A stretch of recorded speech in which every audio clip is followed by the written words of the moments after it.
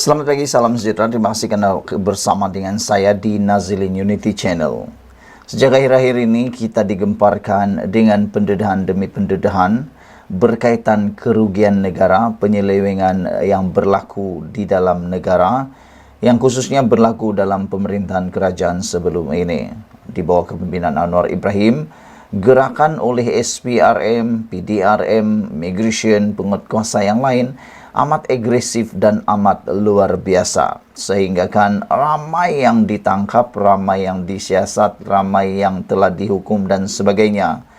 Dalam berita saya sebelum ini, dalam konten saya sebelum ini, SPRM telah mengesahkan bahawa siasatan sedang dibuat terhadap seorang bekas Menteri Kanan berkaitan penyelewengan duit RM 2 bilion dan juga seorang Tan Sri kerana berkait dengan penyelewengan uang tersebut juga. Namun saudara, seiring dengan negara kita Malaysia yang turut melaksanakan tangkapan demi tangkapan penguatkuasaan seperti ini, negara kita jiran, negara kita juga sedang aktif melakukan siasatan berkaitan penyelewengan uang.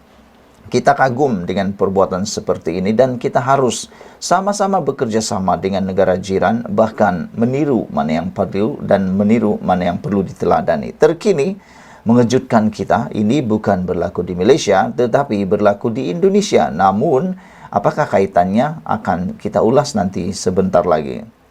Yang berlaku di Indonesia ialah kerana terlibat dengan kes rasuah projek telekomunikasi bernilai RM 2 bilion, bekas Menteri Kanan ditahan. Wow, ini memang luar biasa.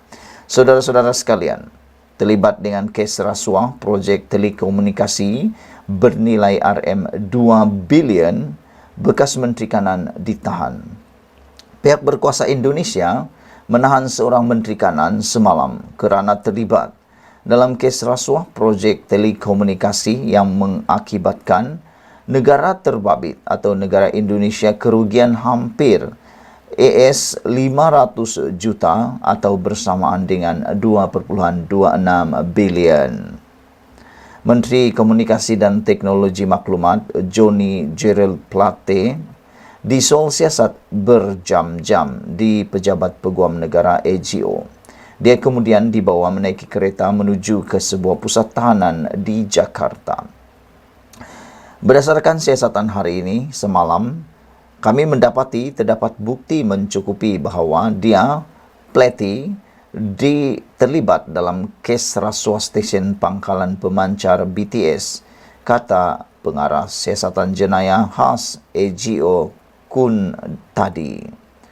Projek BTS diketuai oleh sebuah agensi di bawah Kementerian Komunikasi dan bermatlamat menyalurkan akses internet 4G ke kawasan pedalaman di setarata negara kepulauan tersebut. AGO tidak memperincikan peranan Plati dalam kes itu atau berapa nilai suapan yang diterimanya kerana siasatan masih berterusan. Bagaimanapun, penyelewengan itu menyebabkan kerugian keseluruhan berjumlah sekitar AS 500 juta, kata Kun tadi kepada pemberita. AGO melaporkan bahawa pihaknya mendapati terdapat kecurigaan dalam proses pemerolehan projek itu melibatkan syarikat tempatan dan asing. AGO sebelum ini menamakan 5 suspek lain dalam kes itu, termasuk seorang eksekutif sebuah agensi atau anak syarikat gergasi telekomunikasi China, Huawei. Kes ini sangat strategik. Ini adalah projek atau program pemerintah untuk penduduk di kawasan paling terpencil dan amat memerlukan infrastruktur BTS, kata jurucakap AGO Ketut Sumedana dalam satu sidang akhbar. Sekiranya didapati bersalah, Plate berdepan hukuman penjara maksimum 20 tahun di bawah Undang-Undang Anti Rasuah Indonesia. Saudara-saudara sekalian, kaitannya dengan Malaysia ialah kita harus meneladani tindakan kerajaan yang ada di Indonesia ini. Tanpa mengira siapapun orang yang terlibat harus dihukum. sama ada dia adalah Perdana Menteri, dia adalah Presiden, dia adalah Menteri Kanan, atau dia adalah siapapun, kalau bersalah perlu dihukum dan perlu dihadapkan ke mahkamah. Jangan kira bulu, jangan pilih bulu. Saudara-saudara, kita sangat teruja, sangat suka apa yang dilakukan oleh pihak Indonesia ini. Kerana walaupun orang itu Menteri Kanan, tetap dikenakan hukuman. Saudara, itu dulu untuk kali ini. Jangan lupa share video ini, tinggalkan komen anda, sila tekan butang subscribe. Malaysia kita punya, kita jaga sama-sama, ikuti terus ulasan selepas ini. Selamat pagi, salam sejahtera. Ini cerita tentang kemenangan Anwar Ibrahim dan juga cerita tentang filem Untold Story, tentang Untold Story Anwar. Kalau kamu belum menonton filem ini, saya sarankan anda menontonnya. Bagi yang telah menontonnya, apa komen anda? Sila tinggalkan komen anda dalam ruangan komen. Apa komen anda tentang filem Anwar The Untold Story tersebut? Namun demikian, seorang pemimpin daripada parti PKR menceritakan segala-galanya kepada kita berkaitan dengan filem tersebut yang tak pernah kita tahu, yang tak pernah kita dengar, dan tentunya fakta terselindung di dalam filem Untold Story tersebut. Ramai orang yang nonton saja tapi tak pernah tahu. Jadi ikuti terus ulasan ini, share video ini supaya semua orang tahu apa sebenarnya cerita di sebalik Anwar Untold Story tersebut. Dan ada juga pemimpin-pemimpin lain yang boleh kata musuh Anwar membuat huraian, membuat ulasan tentang filem tersebut dalam ulasan kali ini. Mereka kata ianya merosakkan nama Mahathir Mohamad.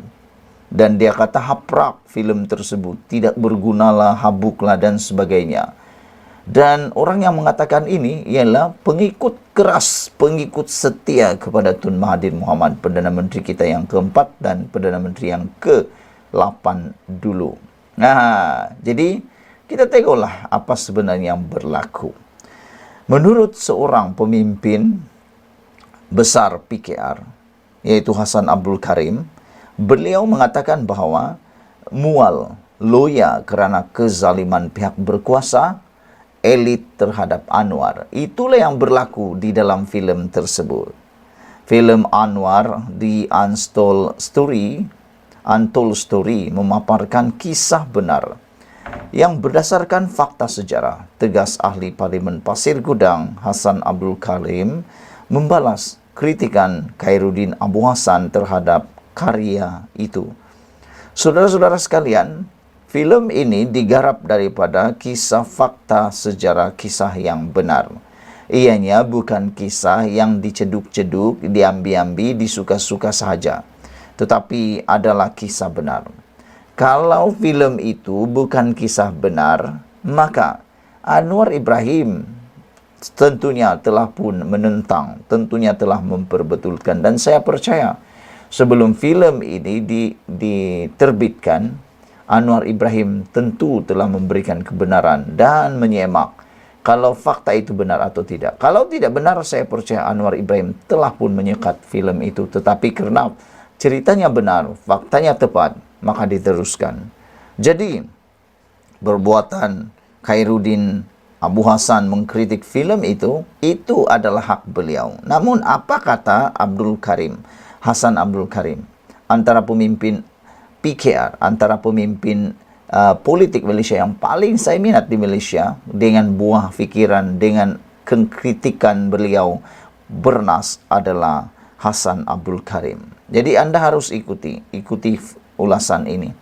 Wakil rakyat PKR itu berkata, ia mengingatkan peristiwa pada tahun hujung 1998 yang menggambarkan kesengsaraan Perdana Menteri Anwar Ibrahim ketika pemerintahan Dr. Mahathir Mohamad. Yang memualkan dan meloyakan bukannya filem itu, tetapi perilaku kebinatangan pihak berkuasa dan elit berkuasa ketika itu yang bertindak zalim terhadap Anwar Ibrahim, kata Hassan Abdul Karim. Kalau nak saman saya atau nak ambil tindakan undang-undang ke atas saya kerana bercakap perkara yang benar, maka silakan, kata Hassan Abdul Karim. Saya tunggu di mahkamah, kata beliau lagi. Beliau menambah, kami aktivis reformasi zaman itu hampir 25 tahun yang lalu masih bernyawa dan menjadi saksi hidup yang mengetahui kezaliman yang dilakukan oleh rejim Perdana Menteri yang keempat waktu itu, kata beliau dalam satu kenyataan hari ini. Hassan Abdul Karim berkata, fakta kejadian serangan Ketua Polis Negara ketika itu, Abdul Rahim Noor, terhadap Anwar di dalam lokap Bukit Aman hingga cedera muka dan lebam mata adalah benar, kata beliau. Kes itu telah dibicarakan di Mahkamah Jenayah di Kuala Lumpur. Mahkamah mendapati Tan Sri Abdul Rahim Noor, Ketua Polis Negara, bersalah kerana mencederakan Anwar Ibrahim, kata beliau lagi. Terdahulu, Khairuddin menyifatkan filem itu sebagai haprak berunsur propaganda, bertujuan memfitnah dan mencemarkan reputasi Mahathir. Bekas Ketua Pejuang Wilayah Persekutuan itu berkata demikian. Selepas menonton karya itu berpendapat, filem Anwar di Untold Story mengandungi fakta yang tidak tepat. Khairuddin turut menyoal, mengapa filem itu perlu digarap oleh Viva Westi, seorang sutradara dari Indonesia dan bukannya pengarah tempatan, memandangkan naskah seni itu mengenai tokoh Malaysia. Saya sebenarnya lebih tertarik kalau penggarap filem ini adalah daripada Indonesia, kerana ianya lebih telus tanpa ada rasa takut-takut, dan apa yang sampai kepada mereka itu adalah apa yang sampai sepatutnya. Tidak ada unsur-unsur berat sebelah. Kalau orang-orang Malaysia yang buat, saya fikir mungkin ada unsur berat sebelah, sebab dia adalah penduduk yang ada kepentingan. Tapi kalau daripada luar negara, ianya biasanya lebih telus dan lebih adil. Mengulas lanjut, Hassan Abdul Karim menyarankan Khairuddin yang dikenali sebagai penyokong tegar Mahathir supaya membikin pula filem tentang pemimpin berusia 97 tahun itu, iaitu Tun Mahathir Mohamad. Kalau tak puas hati dengan filem Anwar di Untold Story tersebut dan memikirkan Mahathir telah difitnah, apa kata Khairuddin Abdul Hassan menyarankan supaya Khairuddin membikin filem tentang pemimpin berusia 97 tahun itu, iaitu Mahathir pula. Kita pun tunggulah kan, manalah tahu ada filem Mahathir di Untold Story pula. Khairuddin Abu Hassan boleh buat filem untuk Tun Dr. Mahathir Mohamad. Pujilah Tun Mahathir setinggi langit, tiada siapa yang bantah, kata beliau. Carilah pelakon-pelakon Malaysia, sutradara Malaysia, penerbit Malaysia, semuanya Malaysia. Buatlah untuk Tun Mahathir, tak ada masalah, kata beliau. Tetapi kenapa nak kata filem Anwar di Untold Story itu meloyakan soalnya? Latar waktu untuk filem itu ketika Anwar memegang jawatan Timbalan Perdana Menteri dan Menteri Kewangan dari tahun 1991 sehingga dipecat pada 1998. Filem Anwar di Untold Story ditayangkan di seluruh pawagam tanah air bermula semalam. Antara barisan pelakon yang menjayakan filem itu ialah Farid Kamil sebagai Anwar, Acha Sepriasa Wan Aziza Wan Ibrahim, Hasnur Rahmat Mahathir, Piet Pagau Bapa Anwar dan Saskia Chadwick Nurul Izzah.